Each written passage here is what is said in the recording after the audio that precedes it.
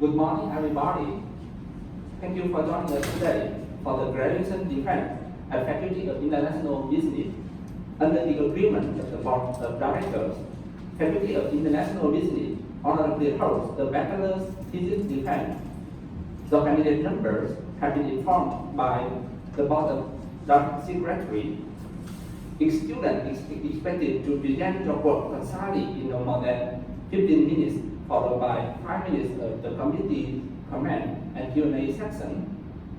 So, better luck to you. Without further hesitation, I would like to welcome the first student to deliver the presentation. All right, the stage is yours.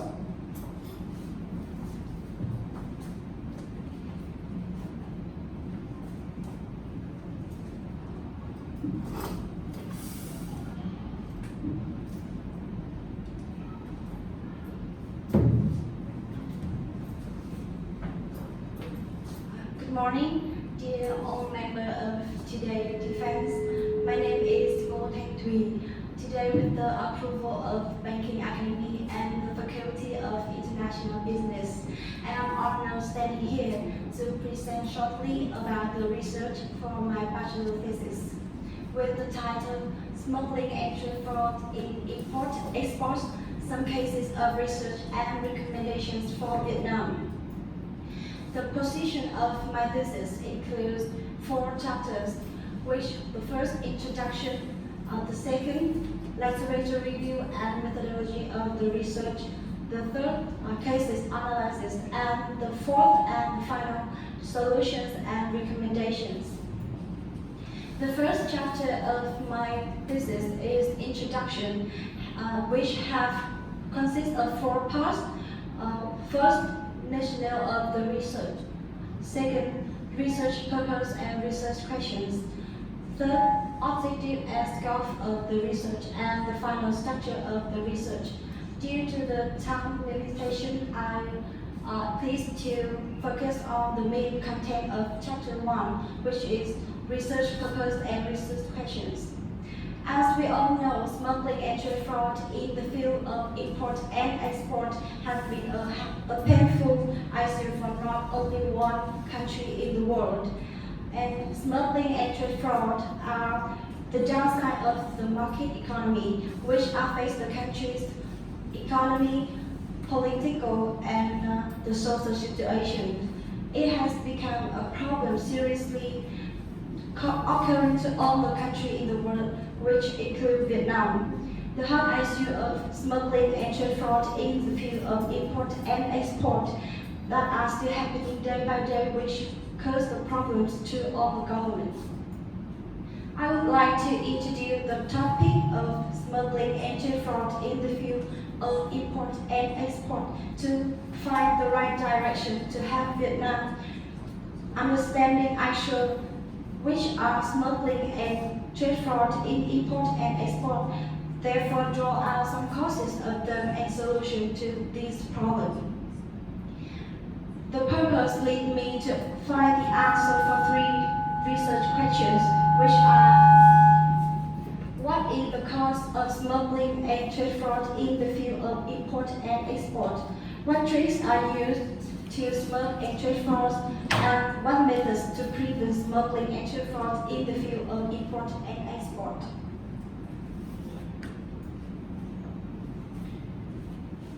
Move to chapter 3, literature review and methodology. The main content of chapter 2 include 2 parts, which is literature review and methodology. Some theory about smuggling and trade fraud have given in the literature review, such as market economy, the issue of smuggling and trade frauds, the concept of smuggling and trade frauds and their types, the relationship between smuggling and trade frauds, the form of smuggling and trade fraud, and the impact to the economy. In my research, I have searched, synthesized, and selected a number of research articles on smuggling and trade fraud around the world. By studying many documents about this field, I have found that there was no specific research have really going into a real situation in smuggling and trade fraud, from where I draw out the causes and some solution to this problem. Therefore, my thesis will focus on the real-life situation of trade fraud and smuggling and recommend some solution in Vietnam. Therefore, I will analyze some cases in the chapter 3. Before I analyze the real-life cases, I have some brief situation of smuggling and trade fraud in the world in recent years. According to the World Customs Organization, the latest report released on December 2018, you can see the further risk category comparison. The risk of smuggling and commercial fraud occur mostly in the items like drugs, counterfeit goods, alcohol, and tobacco. These items are also the items with the largest number of seizures in recent years. Comparing the number of seizures per category and the number of items seized per category between 2016 and 2017, we can easily see a significant increase in the seizures and the items in smuggling and trade fraud. This shows that the smuggling and trade fraud are increasingly rapidly and become more and more serious. My thesis have analyzed 3 cases of smuggling and trade fraud in the field of import and export, which are first, the first in importing BMW cars from European automobile joint stock company into Vietnam.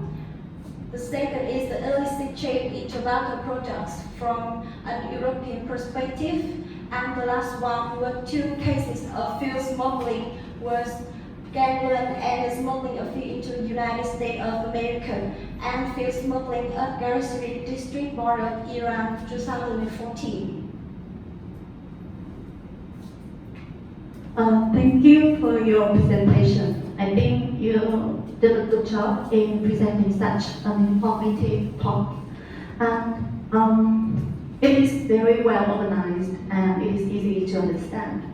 And now I have a question for you. Administrative procedure reform has been implemented in Vietnam for many years. However, why do you still believe that smuggling and trade frauds occur with such a large frequency?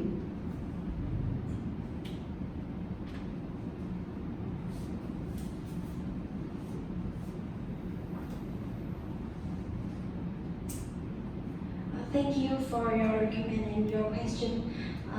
As I have analyzed in my thesis, the cause of smuggling and trade fraud in the field of import and export is not only in the administrative procedure, but also in the field of economic, political, law, regulations, and so on. So there are a number of solutions were given in the thesis.